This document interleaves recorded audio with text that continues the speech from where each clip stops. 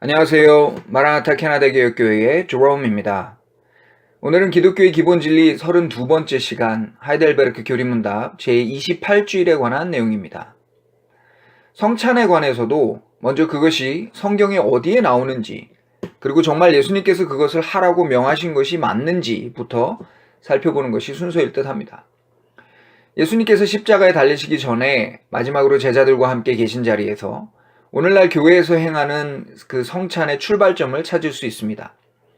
예수님께서 제자들에게 명하시길 떡을 가지사 축복하시고 떼어 제자들을 주시며 가라사대 받아 먹으라 이것이 내 몸이라 하시고, 또 잔을 가지고 사례하시고 저희에게 주시며 가라사대 너희가 다 이것을 마시라 이것은 죄 사함을 얻게 하려고 많은 사람을 위하여 흘리는 바 나의 피 곧 언약의 피니라고 하셨습니다.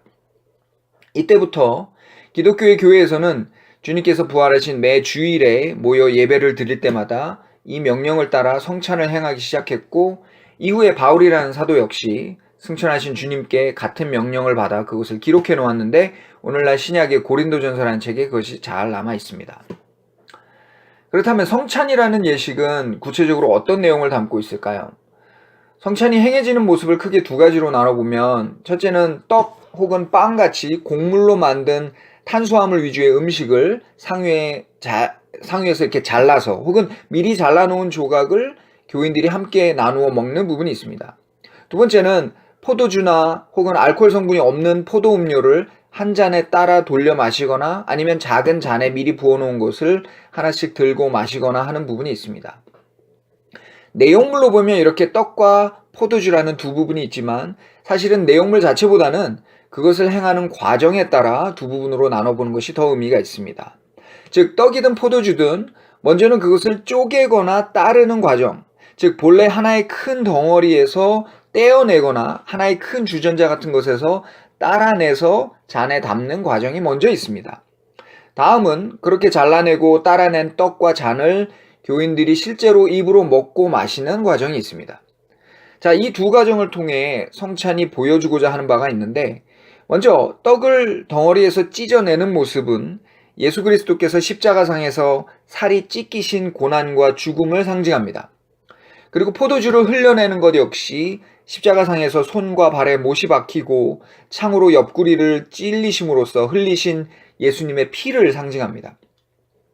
다음으로 그것을 받아 먹는 것은 내가 이제 그 예수님의 살과 피를 먹음으로써 예수님과 하나가 되고 그분의 영이신 성령님께서 나를 이끌어 가심을 보여주는 것입니다. 자, 어떻게 보면 약간 기괴하고 끔찍하게 느껴질 수도 있는 이런 상징적인 모습이 담고 있는 성경적인 의미를 바르게 알아야 합니다. 먼저 떡과 포도주를 먹고 마시는 과정, 즉 그리스도의 살과 피를 먹음으로써 그분과 연합되고 하나가 된다는 의미를 올바로 깨달아야 합니다. 이것은 그리스도께서 자신의 살을 찢으시고 피를 흘리시기까지 하면서 하나님의 백성들을 구원하시고자 했던 그 희생의 의미를 받아들이는 것입니다. 그리스도께서 당하신 모든 고난과 죽음이 사실은 나의 것이어야 했고, 내가 그 자리에서 살이 찢기고 피를 흘리는 고난 끝에 영원한 멸망의 죽음을 맞이했어야 했는데, 그것을 하나님의 아들이신 그리스도께서 나 대신 감당해 주셨다는 사실, 이것을 받아들이는 것이 떡과 포도주를 먹고 마시는 행위에 담겨있는 참된 의미입니다. 그렇게 내가 먹고 마신 것은 아주 미량의 탄수화물과 약간의 알코올이지만 참 믿음으로 그것을 먹고 마셨을 때 내가 그리스도와 정말로 한 몸이 되게 하시는 것은 바로 성령님의 역사입니다. 그리스도의 영이신 성령님께서 그 떡 한 조각과 포도주 한 모금으로 말미암아 사람이 비로소 하늘에 계신 예수님의 살 중에 살이요 뼈 중에 뼈가 되도록 하는 것이죠. 그래야 앞으로는 끊임없이 이 성령님의 도우심을 통해 세상을 살아가도록 인도하시는 것, 이것이 바로 성찬식의 모습이 보여주는 온전한 의미입니다. 감사합니다.